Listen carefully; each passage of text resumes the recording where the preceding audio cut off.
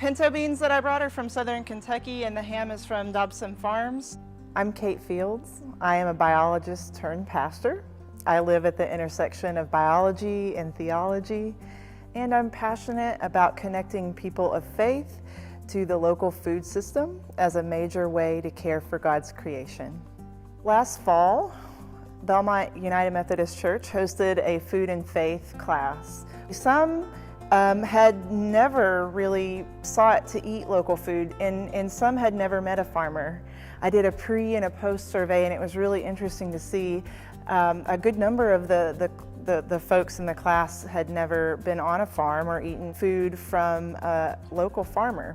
And so we got to meet the farmers in this course, and we got to hear what the challenges of farming are, and we got to talk about food insecurity and go to a food desert. That was such a highlight to be able to connect our discipleship with the local food system and caring for the farmers, those who are caring for the land. Another highlight was a 100-mile dinner where we all brought a dish that was composed of ingredients that came from 100 miles or less of Belmont United Methodist Church. So this is homemade applesauce, and the apples were grown in Bowling Green, Kentucky. I brought purple hull peas and I brought turnip greens. And the sweet potatoes are from Smiley's Farm, which is up in Robertson County. And in that 100-mile dinner, we had communion, and we went through the Great Thanksgiving Liturgy, and it was holy, holy, holy. We are looking to eat more locally here at Belmont through our catering. We are looking into a church-wide CSA, or using our building as a place for farmers to come if they need to use, whether it be the kitchen or our parking lot for a CSA pickup.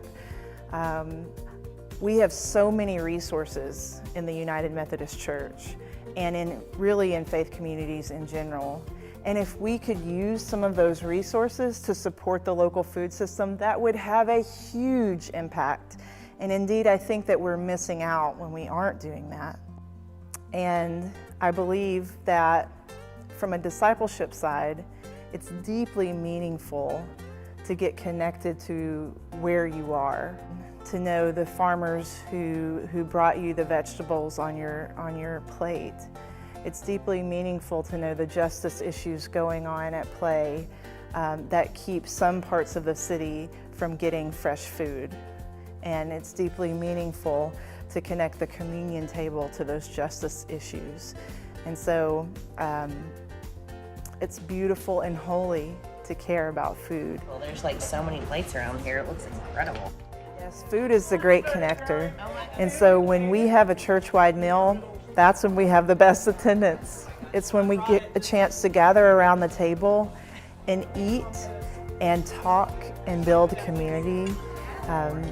I am completely convinced that the table is the best way to build community in our church.